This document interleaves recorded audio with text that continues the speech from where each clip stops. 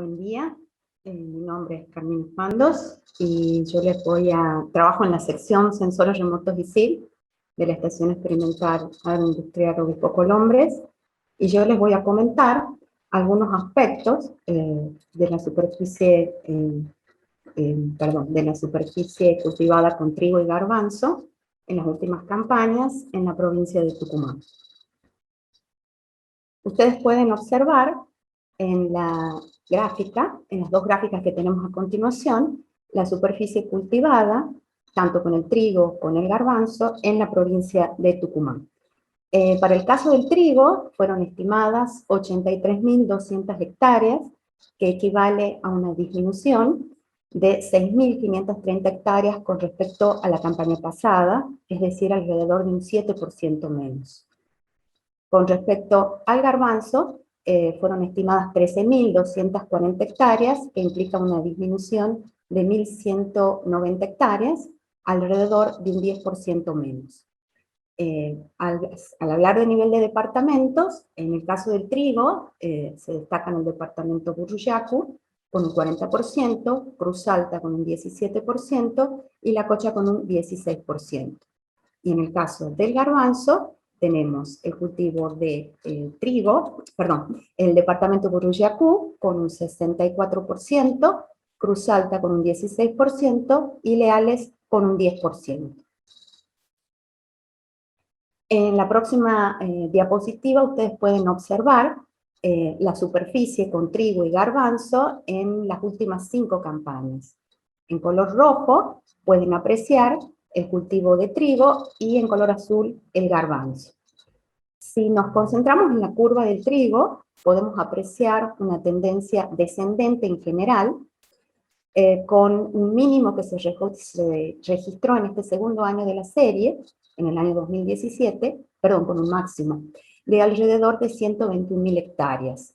Posteriormente, al año siguiente, se produce el mínimo de la serie con 73.000 hectáreas. Luego la superficie aumenta levemente, pero vuelve a bajar con alrededor de 83.000 hectáreas. En la próxima, con respecto al garbanzo, la superficie, la curva ustedes pueden observar en color azul, y vemos cómo se inicia con el mínimo de la serie, con alrededor de 11.000 hectáreas, luego la tendencia es creciente hasta alcanzar un valor de 17.000 hectáreas en el año 2018, luego la superficie baja y vuelve a ascender levemente hasta alcanzar las 13.240 hectáreas en la campaña pasada. En la próxima diapositiva ustedes pueden observar que sumamos a la superficie con trigo y garbanzo las superficies con soja, en color naranja, en verde el maíz, y en gris la superficie con caña de azúcar. Pueden apreciar que la tendencia negativa de la superficie con trigo se debe a esa tendencia negativa también que presenta la superficie con soja. Es decir, en las últimas campañas viene disminuyendo la superficie con soja en la provincia de Tucumán, y esto es debido a un incremento en la superficie con maíz, es decir, tenemos un aumento en los niveles de rotación soja-maíz, y también se debe a un incremento en la superficie con caña de azúcar, sobre todo en los departamentos de la zona granera, en Burruyacu, Cruz Alta y Leales, principalmente en la zona norte.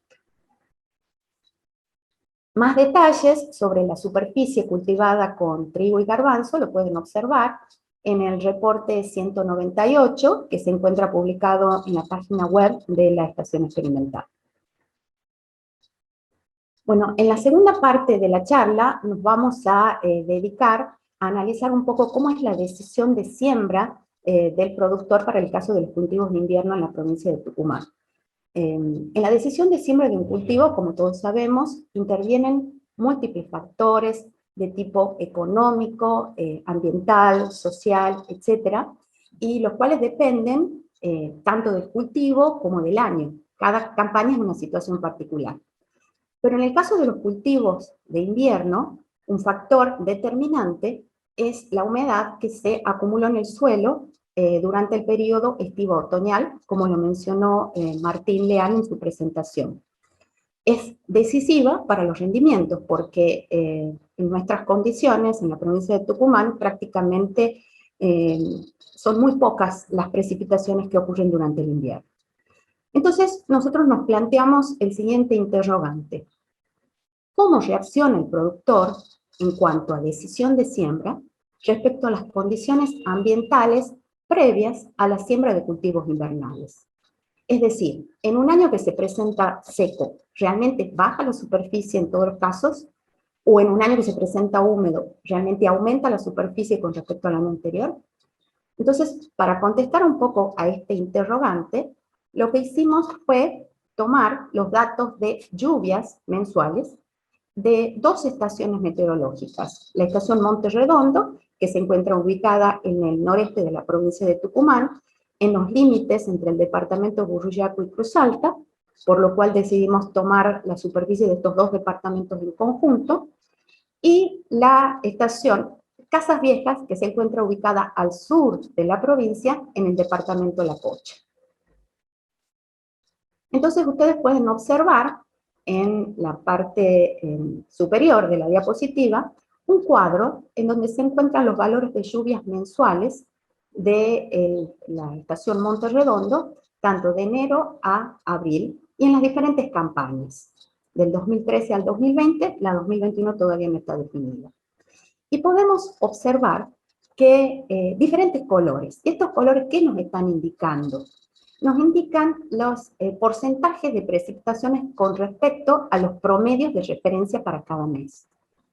Como vemos, los colores fríos nos indican los promedios que están por encima, perdón, los porcentajes que están por encima de los promedios de referencia.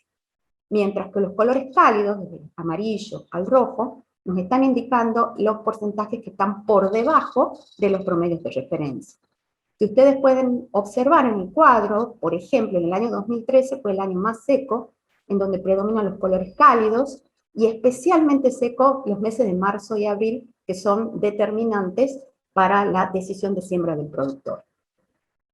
Entonces, lo que hicimos fue definir cuáles serían años secos o años húmedos en base a esas lluvias, y nada más, teniendo en cuenta ese criterio.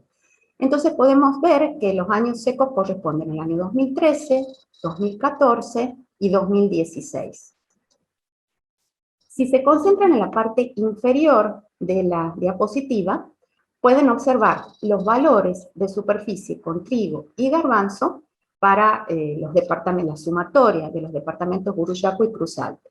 Cada una de las barras indican los valores de superficie para cada una de las campañas.